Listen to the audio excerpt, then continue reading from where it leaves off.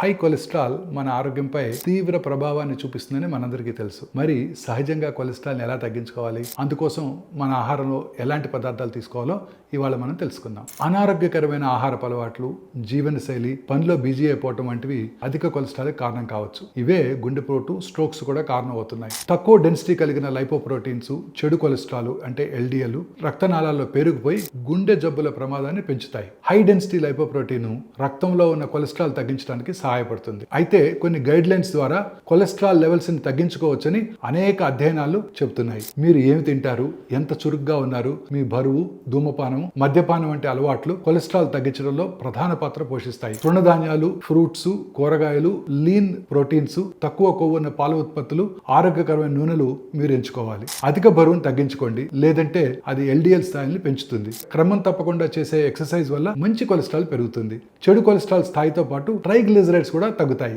రాత్రి భోజనం తర్వాత 30 నిమిషాలు నడక ఎంతో మంచిది. స్మోకింగ్, ఆల్కహాల్ వంటివి మానేయటం ద్వారా ఆరోగ్యంగా ఉండవచ్చు.